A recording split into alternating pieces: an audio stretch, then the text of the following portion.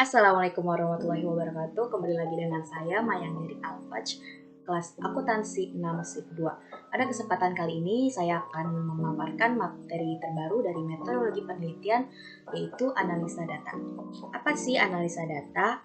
Analisa data dalam penelitian merupakan kegiatan setelah data dari seluruh responden atau sumber data lain terkumpul. Kegiatan dalam analisa data adalah yang pertama itu mengelompokkan data berdasarkan variabel dan jenis responden. Yang kedua ada mentabulasi data berdasarkan variabel dari seluruh responden.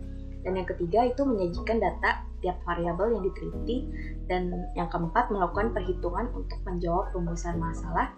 Dan yang terakhir melakukan perhitungan untuk menguji hipotesis yang telah diajukan. Nah, untuk penelitian yang tidak merumuskan hipotesis ini, langkah yang terakhir itu tidak dilakukan. Lanjut, ada teknik analisis data dalam penelitian menggunakan statistik. Terdapat beberapa dua macam statistik yang digunakan untuk analisis data dalam penelitian, yaitu ada statistik deskriptif dan juga statistik inferensial. Nah, untuk statistik inferensial ini terbagi lagi menjadi dua, yaitu statistik parametris dan juga statistik non-parametris. Statistik deskriptif adalah statistik yang digunakan untuk menganalisis data dengan cara mendeskripsikan atau menggambarkan data yang telah terkumpul sebagaimana adanya tanpa bermaksud membuat kesimpulan yang berlaku untuk umum atau generalisasi. Penelitian yang dilakukan pada populasi jelas akan menggunakan statistik deskriptif ini dalam analisisnya. Tetapi, bila penelitian dilakukan pada sampel, maka analisisnya dapat menggunakan statistik deskriptif ataupun inferensial. Statistik deskriptif dapat digunakan bila peneliti hanya ingin mendeskripsikan data sampel dan tidak ingin membuat kesimpulan yang berlaku untuk populasi di mana sampel yang diambil. Tetapi, bila peneliti ingin membuat kesimpulan yang berlaku untuk populasi, maka teknik analisis yang digunakan adalah teknik statistik inferensial.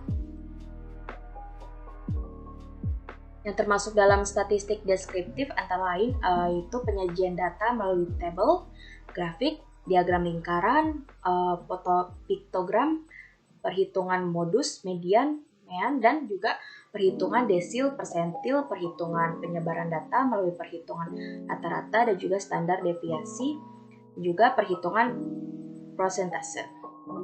Dalam statistik deskriptif juga dapat dilakukan mencari kuatnya hubungan antara variabel melalui analisis korelasi, melakukan prediksi dengan analisis regresi, dan membuat perbandingan dengan membandingkan rata-rata data sampel atau populasi. Hanya perlu diketahui bahwa dalam analisis korelasi, regresi, atau membandingkan dua rata-rata atau lebih tidak perlu diuji signifikasinya. Jadi, secara teknis dapat diketahui bahwa dalam statistik deskriptif tidak ada uji signifikasi. Tidak ada taraf kesalahan karena si peneliti ini tidak bermaksud membuat generalisasi, sehingga tidak ada kesalahan generalisasi. Dan juga selanjutnya ada statistik inferensial, itu sering juga disebut statistik induktif atau statistik probabilitas. Itu teknik statistik yang digunakan untuk menganalisis data sampel yang hasilnya itu diberlakukan untuk populasi. Statistik inferensial ini digunakan bila sampel diambil dari populasi yang jelas dan teknik pengambilan sampel dari populasi itu dilakukan secara random yang disebut statistik probabilitas.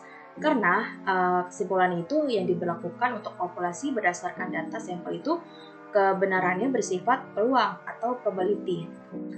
Dan juga kesimpulannya dari data sampel yang akan diberlakukan untuk populasi ini mempunyai peluang kesalahan dan kebenaran atau kepercayaan dinyatakan dalam bentuk persentase.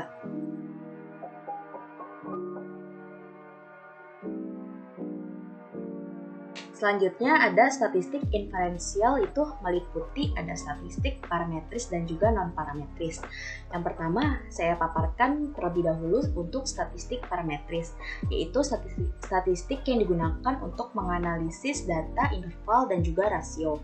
Syarat menggunakan statistik parametris ini apabila kita dapat mengetahui sebaran populasi yang kita amati telah memenuhi distribusi normal.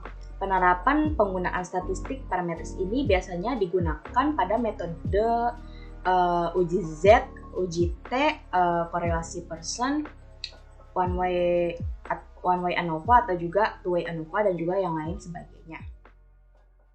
Sedangkan statistik non-parametris yaitu statistik yang digunakan untuk menganalisis data nominal dan juga ordinal.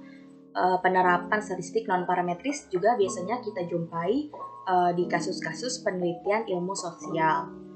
Contoh metode yang dipakai dalam pengelolaan data ini adalah chi-square test, korelasi Spearman, probabilitas Fisher, Wilcoxon test, dan juga lain sebagainya. Sekian materi yang bisa saya paparkan pada kesempatan kali ini. Semoga bermanfaat. Kurang lebihnya mohon maaf. Wassalamualaikum warahmatullahi wabarakatuh.